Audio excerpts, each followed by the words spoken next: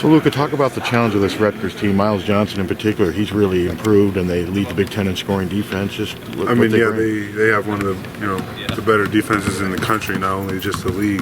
I think that's the biggest challenge for us. Is just how intense they are on that end, and it's just been impressive, so far scouting them, just to see how they're getting really up into teams and really, taking teams out of what they want to do.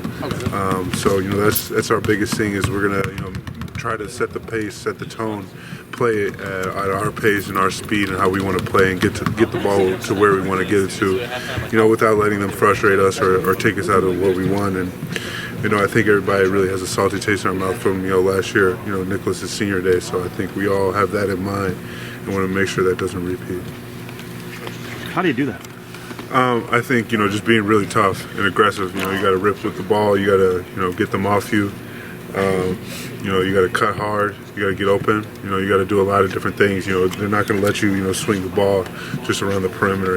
Everybody has to get open themselves, and I definitely have to run a lot harder and get some deep post position. And they got some, like he said, some really good bigs down there. Miles Johnson's just been doing a tremendous job all year, and he's made a lot of improvement this year. So I'm looking forward to the matchup.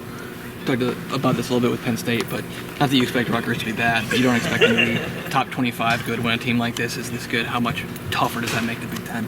Oh yeah, it makes it a lot tougher. I think everybody in this league could have seen this coming from Rutgers the last couple of years. You saw they had the potential, and that it was just coming together. And this year they've really put it together, and they've done a really good job. So that's really good for our league. Just it's always been a league since I've gotten here that's just been top to bottom every night.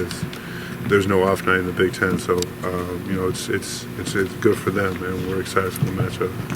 I mean, you're pretty close by from where you're from. Yeah, no, they didn't recruit me. I haven't heard from Rutgers at all.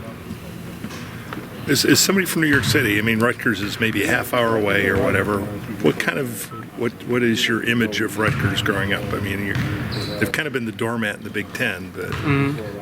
I want to say, to be honest with you, I didn't really watch Rutgers like that. But from what coach was talking about, just a rough team. Always have size. Just looking to be aggressive all the time. Just trying to get up into your space. Just trying to mug you and stuff. Just trying to be, just very aggressive all around. When you face teams that didn't recruit you, is that motivation, or do you need that?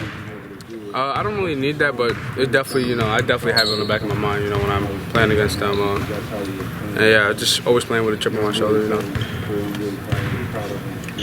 How are you handling kind of the ups and downs of a freshman season? I would say I'm handling it pretty well, but I honestly don't know if I am or not, to be honest with you. No, I just have the same result to everything, and that's just get right back in the gym, whether I play well or whether I play terrible or whether I play okay, just always room for improvement in every aspect of my game. And so just, and having conversations about it too, because just holding it in is not really going to do anything for me. So just talking about it with my brothers, my coach, especially my brothers. I talk to my brothers every day about basketball. And, they just try to give me ideas and advice to just keep my mind straight. It happens. Freshmen don't always have a good year, and it's going to be a lot of ups and downs and stuff. So just stay in the course and trust in the process. How important is it to not hang your head during a game? I mean, to bounce back and go to the next play? That's very important because basketball is all mental, to be honest with you. It's physical, it's physical, and you need to have some kind of skill, but it's really all mental, to be honest with you. And I learned that once I started playing basketball around 11. My mentor, Tony Wright, told me basketball is all mental, to be honest with you. Just if you miss a shot, just say the next one is going in, or if you make a bad play, just say next play. Don't worry about that play. Just shrug it off. Just always looking at it. 38 minutes. Going to bed I was really tired, but I wasn't sore or anything. Just a little drained. Yeah. I mean, what allows you to log those heavy minutes? I mean, you just had to come out from injury. Yeah. I think the preparation while I was hurt, I did a lot of bike work. I made sure if I was going to come back, I was going to be somewhat ready. So I never really just sat around and did nothing. But I don't know, I think just the conditioning we do before the season, I was only really out a week, so none of my conditioning was really lost at that time.